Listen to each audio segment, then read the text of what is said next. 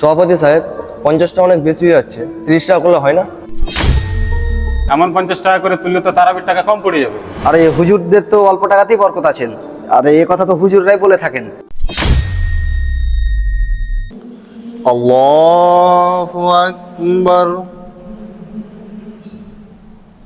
আসসালামু আলাইকুম ওয়া রাহমাতুল্লাহ। আসসালামু আলাইকুম ওয়া রাহমাতুল্লাহ। ইমাম সাহেব, আমার কিছু বলার আছে। শুনুন ভাইরা, আপনাদের উদ্দেশ্যে সভাপতি সাহেব কিছু বলবেন আপনাদের। আসসালামু আলাইকুম। সম্মানিত উপস্থিতি, তারাবি তো প্রায় শেষের দিকে, আমাদের ইমাম সাহেবকে বেতন দিতে হবে। তাই আমরা এবছর সিদ্ধান্ত করেছি প্রত্যেকটি বাড়ি পিছু 50 টাকা করে চাঁদা ধার্য করা হয়েছে। এতে আপনাদের সম্মতি আছে তো? সভাপতি সাহেব 50টা অনেক বেশি হয়ে যাচ্ছে, 30 টাকা করলে হয় না?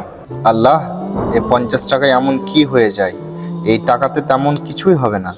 সভাপতি সাহেব, এমন 50 টাকা করে তুললে তো তারাবির টাকা কম পড়ে যাবে। আরে হুজুরদের তো অল্প টাকাতেই বরকত আছেন, আরে এ কথা তো হুজুররাই বলে থাকেন। ইমাম সাহেব তো 1 মাস ধরে তারাবি পড়ালো, ওনাকে তো টাকাটা একটু বেশি করে দেওয়া উচিত। এইভাবে বাড়ি পিছু 50 টাকা উঠালে তো 3-4 হাজার টাকা বেশি উঠবে না? 3-4 হাজার টাকা কম নাকি? এই টাকাই তো ইমামদের জন্য বেশি হয়ে যাবে। এই টাকায় কি হয়? আপনি তো দেশের পরিস্থিতি ভালো করেই জানেন, সবকিছুর দাম দ্বিগুণ হয়ে গেছে। আরে মশাই, আপনি তো দেখছি একটু বেশি বুঝেন। ধুর, মসজিদে 4টি এসি লাগাতে হবে, যা গরম পড়েছে তাতে করে মুসল্লিরা তো নামাজ পড়তে পারে না। নিজের হিসাবটা ঠিক আছে, এসি ছাড়া নামাজ পড়া যাবে না। সভাপতি সাহেব, মসজিদের ফান্ডে কত টাকা আছে? ক্যাশিয়ার সাহেবের কাছ থেকে জানতে পারলাম আমাদের মসজিদের ফান্ডে 7.5 লক্ষ টাকা আছে। মসজিদের ফান্ডে 7.5 লক্ষ টাকা? মসজিদে 4টি এসি লাগাতে গেলে প্রায় 4 লক্ষ টাকা খরচ হয়ে যাবে। ঠিক আছে, আপনার যা মনে লাগে আপনি তাই লাগিয়ে বেড়ান, আপনি ভালো করে এসির ঠান্ডা বাতাস খান।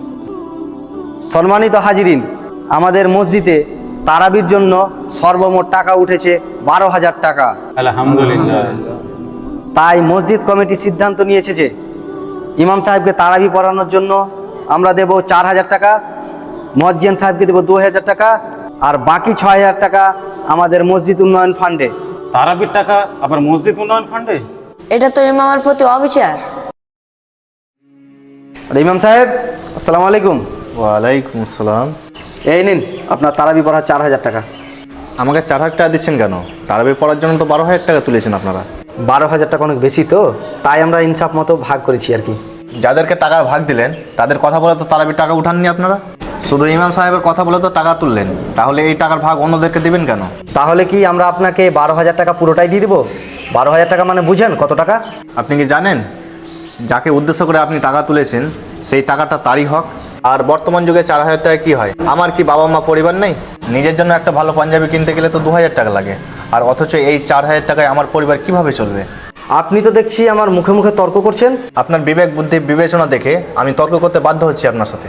আপনাকে আর ঈদের পর থেকে আমাদের মসজিদে রাখবো না। আমিও আপনাদের মসজিদে আর থাকবো না। আপনি একটা কথা মাথায় রাখবেন, এই রমজান মাসে আপনাদের মসজিদে 1 মাস সময় দেওয়ার বদলে আমি যদি মানুষের বাড়িতে কাজ করতাম তাহলে মাসে 20 থেকে 30 হাজার টাকা ইনকাম করতাম।